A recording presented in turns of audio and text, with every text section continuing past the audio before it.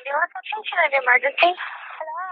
Oh, hurry. My gut just jumped out of my stomach. Celeste's story captured the imagination of the world's media and spawned two best-selling books. We'd say, Steve, tell me about your new girlfriend. And he'd go, house manager, God damn it, house manager, house manager. $35,000 a month. That was my stipend. I had over $500,000 in jewelry. I had 26 fur coats. This woman was a charade. This was a tremendous story in the media. You have the issues of money, you have the issues of sex, you have some madness involved in this case. You have all that swirled in with family conflict. It's almost like something William Shakespeare would have written about. Despite the gravity of the charges, a circus-like atmosphere prevails. The trial does not, for most spectators, evoke the majesty of the law. The most powerful impression is made by Celeste herself, who enters the courtroom to gasps of surprise. Yes. What are you saying by deliberately? But it was a series of phone calls recorded by her daughters that lifted a veil on Celeste's manipulative ways. You don't even don't. The call was manipulated. It was altered. That is your voice talking on the phone. Well, yes, it is. But I'm not a murderer. She was a cold, calculated person who pushed people to their limits. And all of a sudden, she pulls out a knife. She's holding it like this. She just stabs herself in the legs. She's charming, she's fun, she's lively, and she tells you just enough truth mixed in with her lies that they become believable. She's fascinating.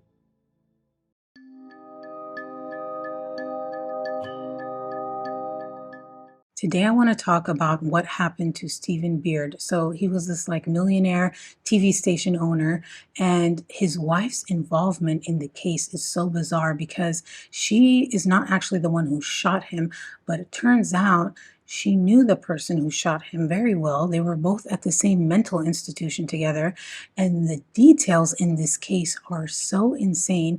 Literally, when they say truth is stranger than fiction, this case is a perfect example of that, and I just need to talk to you about it. But first, bear with me real quick.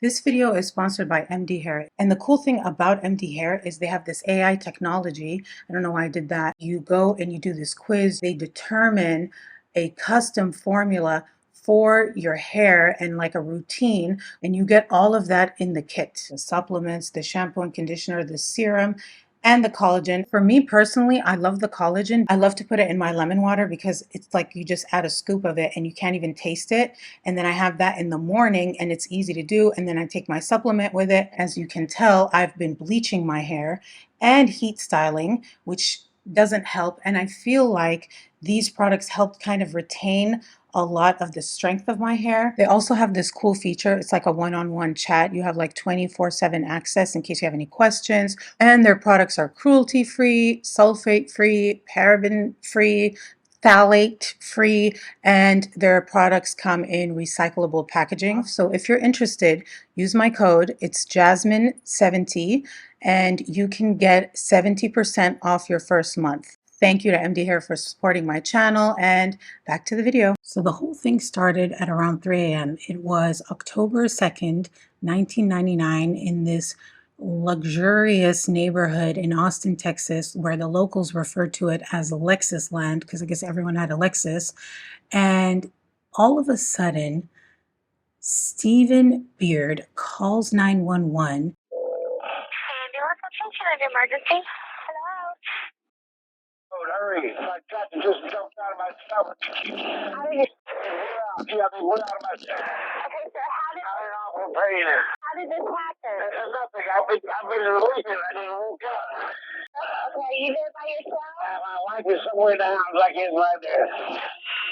Turns out Steve was shot, but he didn't realize that. He was super confused. He was just woken up and something happened. He didn't see anything. So when he called 911, he told them that. The 911 operator was confused.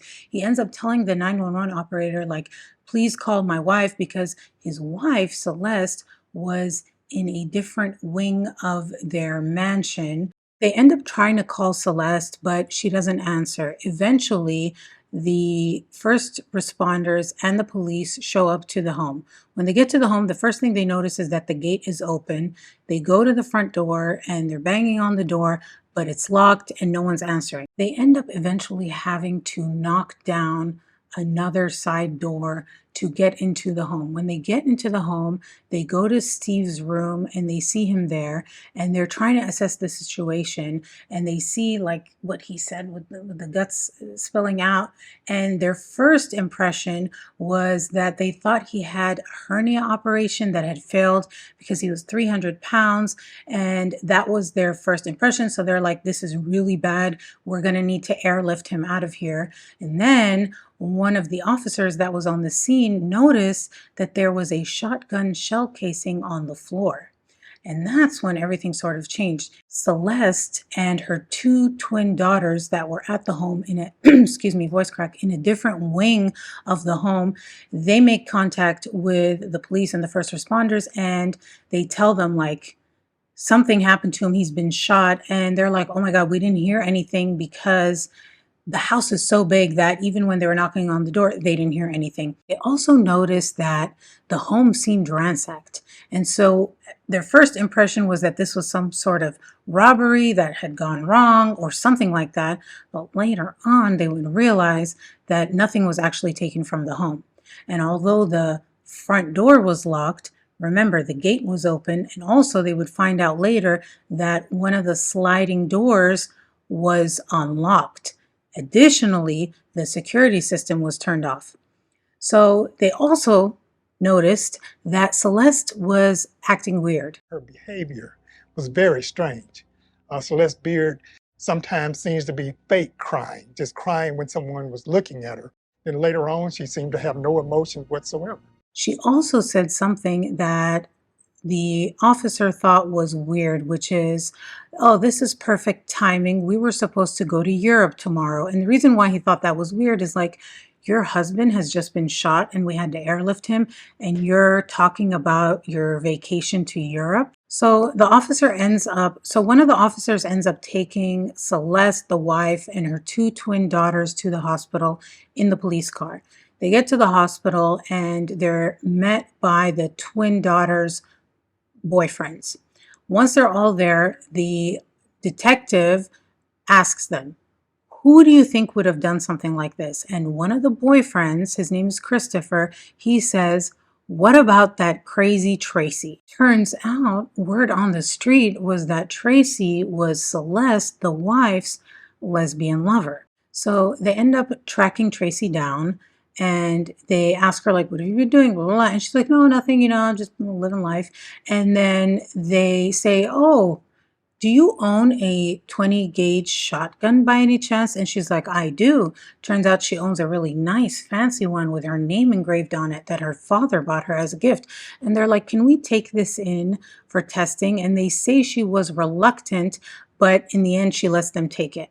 Well, they do the ballistics test and they find out that that shotgun was an exact match for the shell casing that they found. So 6 days after Steve was shot, Tracy was arrested. Because of the rumors that Tracy was Celeste's lesbian lover, when they arrested her, they asked her, like, was Celeste in on it? And she denied it completely. They kept pushing it. They were offering her plea deals and different things, trying to get her to essentially snitch on Celeste, but she refused. Tracy was in jail and Steve was in the hospital, and during that time, Celeste was shopping.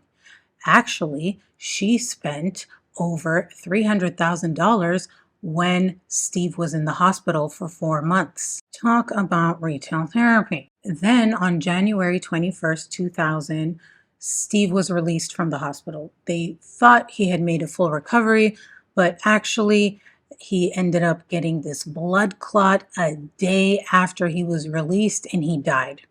So now Tracy, who was arrested for assault, was now being faced with murder charges. And Celeste began to unravel. Her daughters talk about this incident that happened with a knife. She starts having this conversation with this woman, like, why are you bad-mouthing me around town? I didn't murder my husband. And then I guess it kind of escalated really quickly and she jumps up and all of a sudden she pulls out a knife. She's holding it like this. She goes to like kind of lunge and she's about to like, I think, go after this woman. But instead she just stabs herself in the legs. Blood starts gushing everywhere. I was just like, what is happening? Ambulance come, they rush her to the hospital. At that time, I was just distraught. The girls were so nasty to me. I was sad. I mean, Stephen died. My best friend was going to prison. I think it was her lawyer that suggested that she go back into the mental hospital. Although Tracy wasn't talking, everyone in Alexis land was talking. They were all talking about how crazy this was because already Celeste and Steve's marriage was the talk of the town. We'd say, Steve, tell me about your new girlfriend. And he'd go, house manager, God damn it, house manager. So, he considered her his house manager. House manager. This woman was a charade. It wasn't real. But who's going to tell Steve that?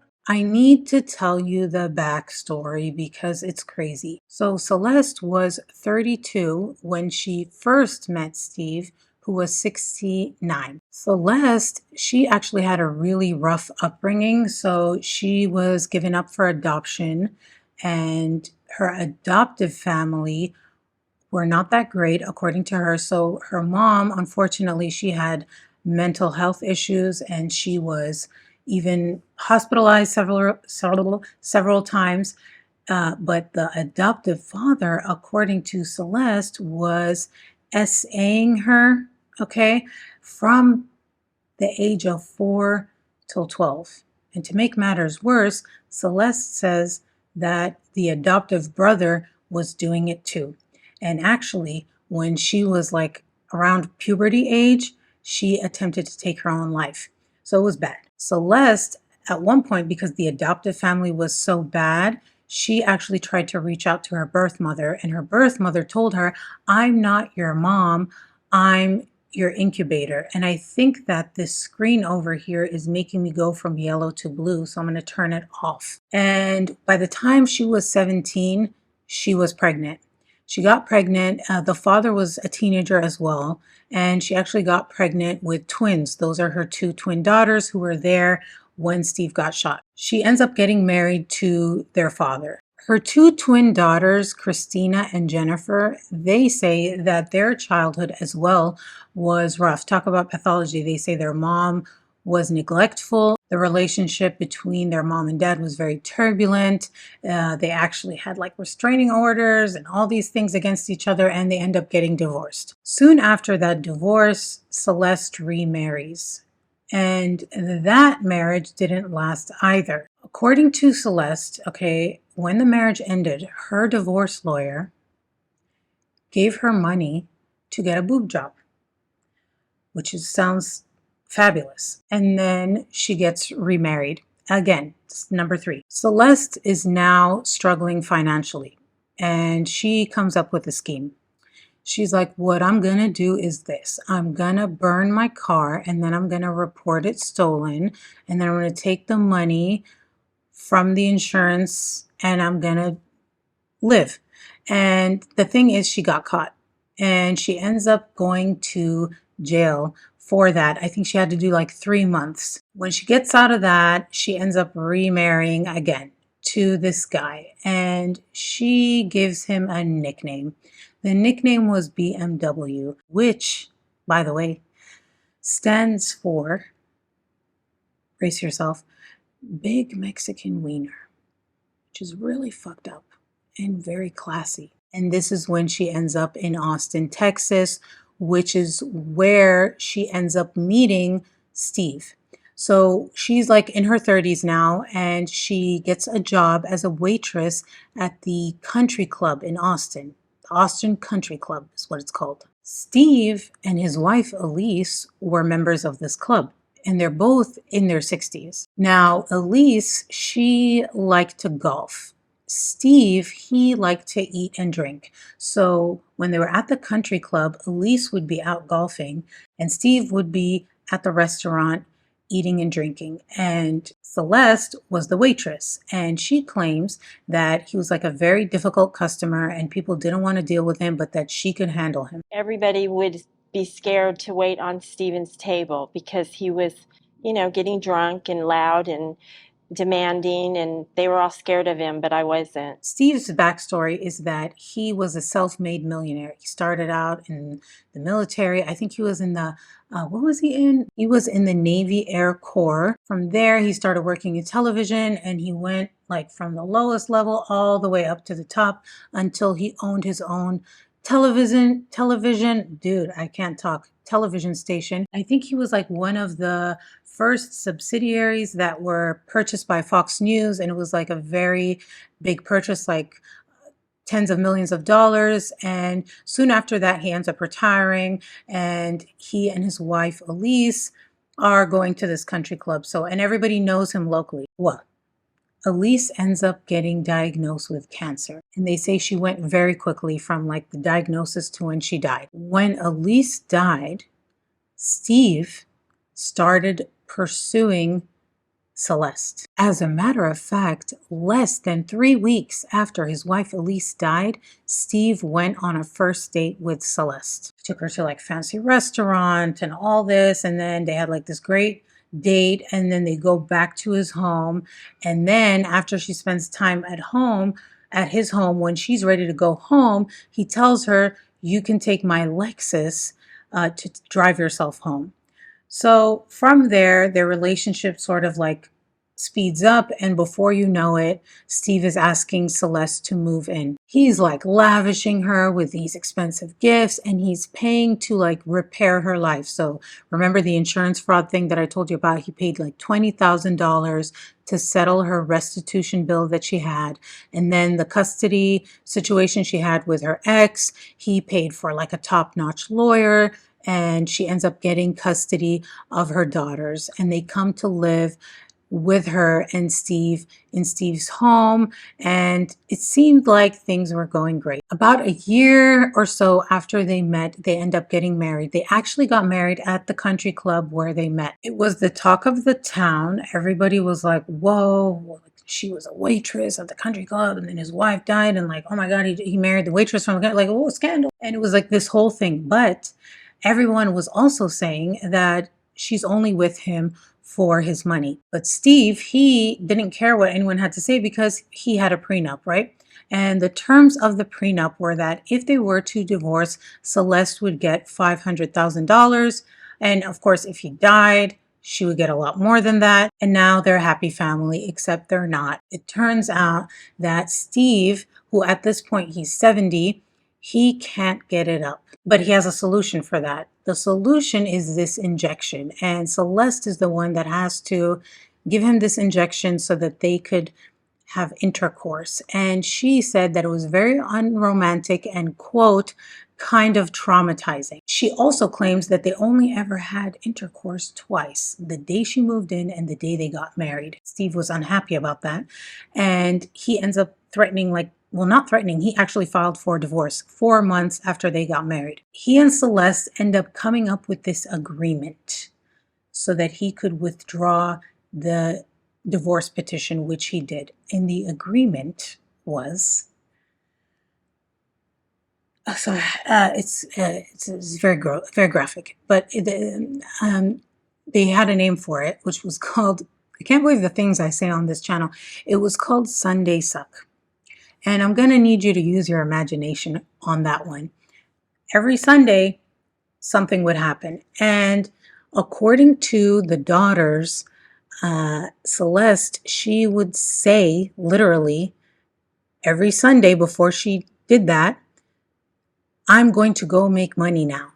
And then she would like lock up the dogs and like lock the rooms and go in with Steve and do the thing. So this arrangement every Sunday morning seemed to work, but then another problem came up, and that was money, because Celeste was spending money like crazy. $35,000 a month. That was my stipend. I would have diamonds. I had over $500,000 in jewelry. I had 26 fur coats. And if he got mad at me about spending too much money, it didn't last very long. One time, Steve's banker was like, Celeste came to the bank and she went to the security deposit box, your security deposit box, and she took out Elise, his dead first wife's jewelry. And she's just like blowing through money. So he's telling her, like, you need to calm down with this money. And so she also started complaining, well, if we get a divorce, I only get $500,000. Like, this is crazy, blah, blah. And so he decides that that money that she would get from the prenup if they divorced, that he was going to give it to her. So he just gives her $500,000 and was like, here you go. Like, you're good. Well, she blows through that $500,000 in 6 months. Now Steve's pissed. He's like, this is ridiculous. You know what I'm going to do? I'm going to lower your $35,000 a month allowance to $10,000 a month. And Celeste was pissed. She started calling him names. I mean, she called him a fat fuck. She would say things like, why doesn't he just die already? And then on top of that, she started cheating on him. With who? Guess. Remember BMW? Yes, she ends up reconnecting with her ex and they start having essentially an affair. She would wait until Steve would go to sleep and then she would sneak out in the night. This is according to her daughters. And then it got to the point where if Steve like didn't go to sleep soon enough, she would crush sleeping pills in his drinks and stuff and give it to him so he would pass out so that she could dip out and go be with BMW. Christmas 1998, it all comes to a head. This is about a year before he's shot. Steve's accountant tells him that Celeste spent over $300,000 just during the holidays, during Christmas, like just for gifts and like things like that. And he was pissed. On top of that, he started hearing rumors about her affair. So he confronts her.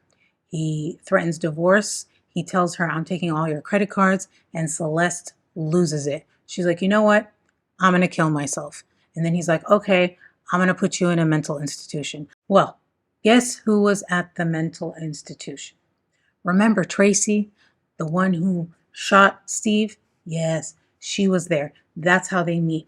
Now, why was Tracy at the mental institution? I'm going to tell you. So Tracy's story is this. She had mental health issues and she struggled with substance abuse.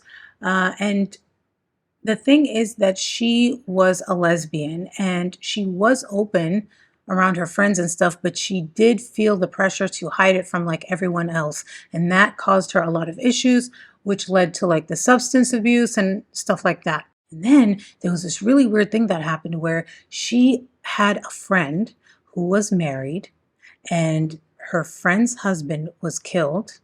And then after that, Tracy moved in with her friend. And then when the friend and her weren't living together anymore, Tracy essentially had a breakdown. She had this very public breakdown at work where she was screaming obscenities, threatening violence, shrieking. She lost it. And that's how she ended up in the mental hospital. So now Tracy and Celeste are in this hospital. And Tracy had like a huge crush on her. When they were at that hospital, she wrote her like this letter. I'm going to read you the letter. It says, Celeste, you are so beautiful. I think about your long silky body and your incredible long legs and I just can't stand it. And then I think of your incredible face and I want to ... stand outside your building and wail until I get arrested. We won't even talk about what happens when I think about your sweet, tough, sexy voice. Well, at this facility, apparently the staff caught Celeste and Tracy canoodling. And when they both got out of this facility, their relationship remained and some people say intensified. Basically, they were kind of a couple.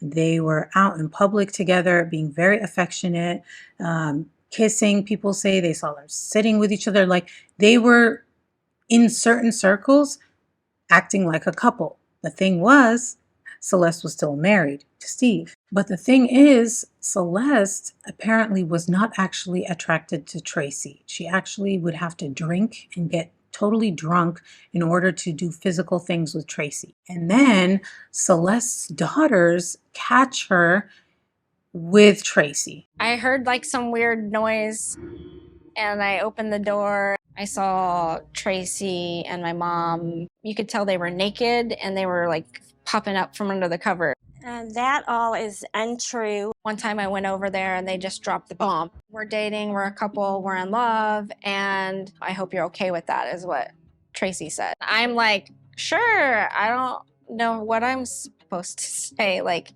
she's married. Apparently, one day, Steve catches Celeste and Tracy kissing at home, gets pissed, and he kicks Tracy out of the home. This happened on September 29th, 1999. A few days later, on October 2nd, 1999, Tracy would shoot Steve. Okay, so now that you have the whole backstory, let's get back to the investigation. When I told you that Tracy got arrested, but she wouldn't snitch on Celeste. Celeste was out shopping. Steve came back from the hospital and he died.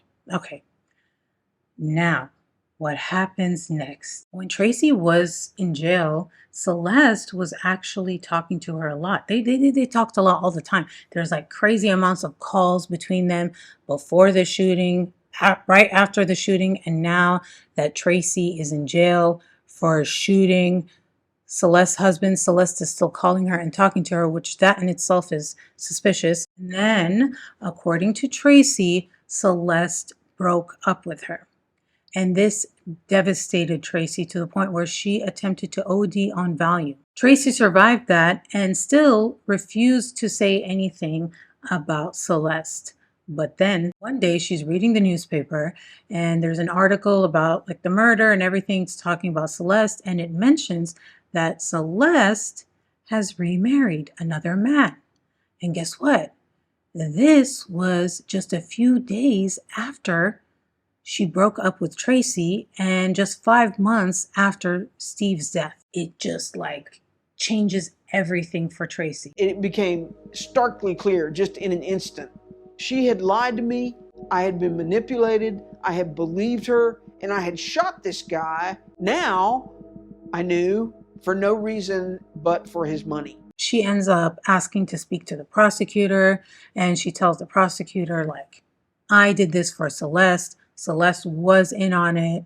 This is what happened. And she tells them everything. She says that Celeste told her that Steve was abusive and that she needed to get out, and that she was afraid if she tried to divorce him, like she'd end up dead. And so they begin plotting his death, and that actually they had tried to kill him several times before Tracy shot him. They try to make this like food rot and like create botulism, and they take this like disgusting botulism mixture and they put it on a chili hot dog, like a chili dog, and they give it to Steve, and Steve eats it and he like really likes the chili dog with botulism on it, but he survives and he's fine. And then they're like, oh God, what do we do? And then they're like, okay, we're going to switch out his vodka with Everclear, which is like 190 proof. And they give it to him and he's like out of it. And they end up putting a plastic bag over his head until he passed out. They thought they had killed him, but then he woke up and he was fine. And they're like, oh my God, what are we going to do? They end up getting pills. They put all these sleeping pills in his drinks. They give it to him. He survives. At one point, they gave him 10 pills of ecstasy. Nothing happened. He survives. Now, according to Tracy, Celeste is getting desperate. We need to do something. And Tracy's like, I don't want to shoot him.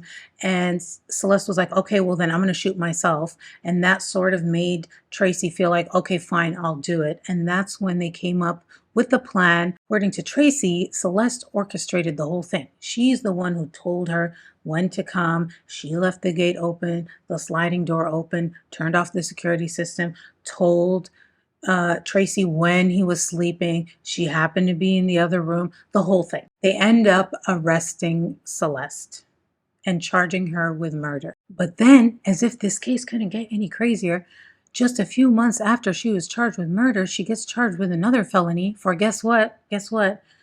For trying to hire another one of her friends to kill Tracy. The bitch is crazy. So now it's time for the trial, and this was so dramatic. This trial was a circus. It was so theatrical. First of all, like as soon as the trial starts, like when Celeste makes her entrance, she's like on these crutches, and apparently she didn't even need to be on those crutches. They open the door and she comes in, hobbles in on these crutches. I fainted in the county hospital and my foot stuck to the concrete. And so when I spun around, I got a spiral fracture in my tibia. A doctor wanted to take the cast off. And she said, wait, don't. Let me talk to my attorney first. It was like she thought that that cast would get sympathy. Having inherited millions from her husband, Celeste was able to fund a first-class defense team. Celeste's lawyer, Dick DeGuerin, is famous for his high-profile clients like Robert Durst and the Branch Davidians. He's the #1 lawyer in Texas. I paid over $2 million in legal fees. Tracy ends up testifying against Celeste as part of a plea deal to get 20 years instead of a life sentence. And she tells them everything. Show us how you shot. I walked into the bed and I saw him and I pulled up and I shot him. What did she say about exactly how she wanted you to shoot him? She wanted me to shoot him in the stomach Why did she want you to shoot him in the stomach? because she didn't want splatter. She didn't want blood splatter on the wall. Did she say why she didn't want a blood splatter on the wall? She, at the time, was not planning on redecorating. To make matters worse, Celeste's own daughters testified against her. He let you into his home, loved you, honored, obeyed you, and you murdered him. You are guilty. There was a bombshell piece of evidence. Celeste's daughter, Christina, she recorded a phone conversation with her mom because, according to Christina, her mom was being very abusive on these calls and she wanted to record it for proof. During one of these calls, Celeste admits to something. The audio isn't that great.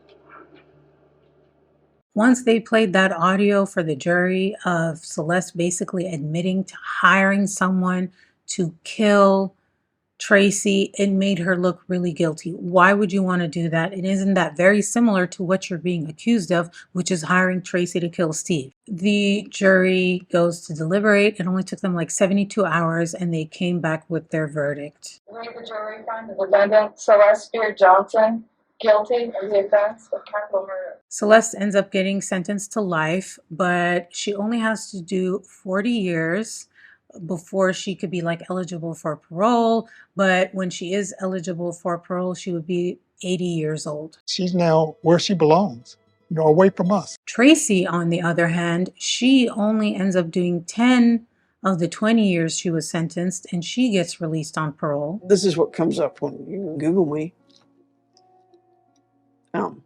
Celeste. I can absolutely tell you that I would have told you I would never kill somebody, and I did. The thing is, till this day, Celeste proclaims her innocence. She did interviews saying that, like, I didn't do this, my daughters did this because they wanted the money, because if I went to prison, they would get the inheritance, and they're the ones who killed Steve. At the highest security women's prison in Texas resides one of the state's most notorious murderers, Celeste Beard Johnson. I just can't believe that I'm going to be stuck here for 40 years for something I didn't do. I mean, if I do, I might as well just die. The call was manipulated. It was altered. They didn't even play the rest of the phone calls or the whole thing.